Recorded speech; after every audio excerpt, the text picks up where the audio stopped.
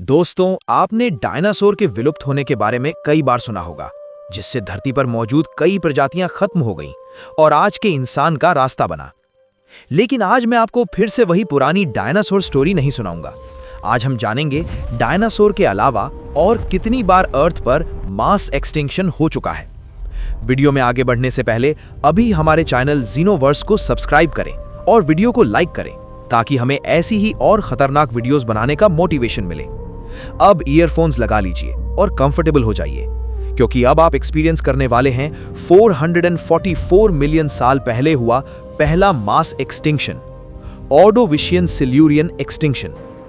उस समय धरती पर जमीन पर कोई जीव नहीं था। सारा जीवन सिर्फ समुद्र के अंदर ही मौजूद था। सब कुछ नॉर्मल चल रहा था। तभी अचानक अर्थ पर आइस एज शुरू हो गई। सी लेवल बहुत ज्यादा गिर गया, ग्लेशियर्स बन गए और इस तबाही में लगभग 85% मरीन स्पीशीज खत्म हो गई।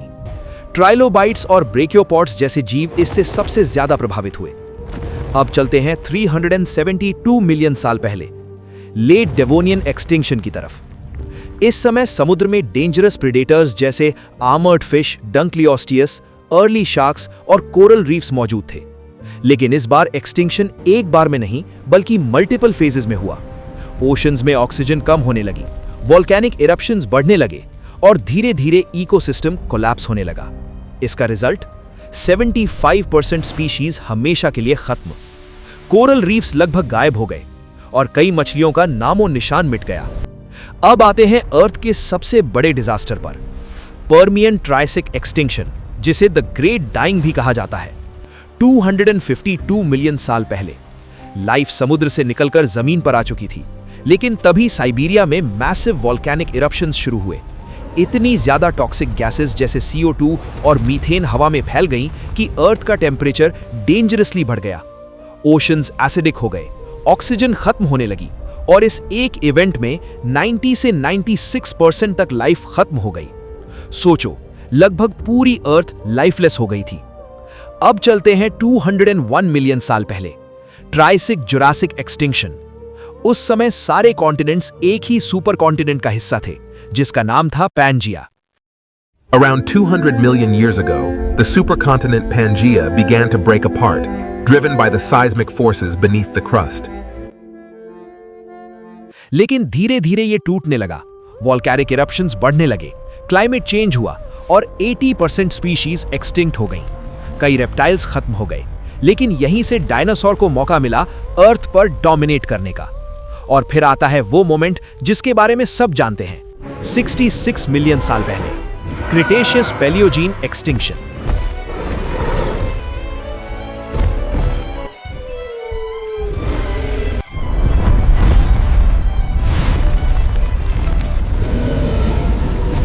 डायनासोर अपने पीक पर थे। तभी मेक्सिको के पास एक 10 to 15 किलोमीटर बड़ा एस्टेरॉयड अर्थ से टकराया।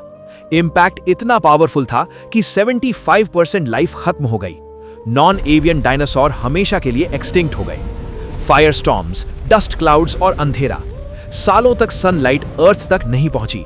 प्लांट्स मर गए और पूरी फूड चेन कोलैप्स हो गई।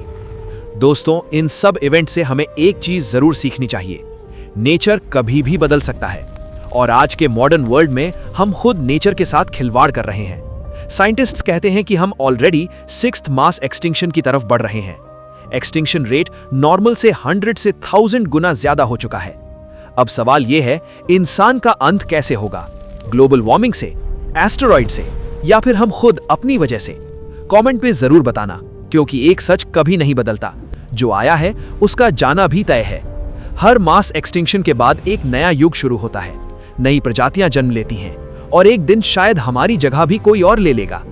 इसलिए अगर हमें अपनी प्रजाति को बचाना है तो हमें नेचर को बचाना होगा, वरना हम भी हिस्ट्री का एक चैप्टर बन जाएंगे। अगर वीडियो पसंद आई हो तो लाइक करें, शेयर करें और मिलते हैं अगली डेंजरस वीडियो में।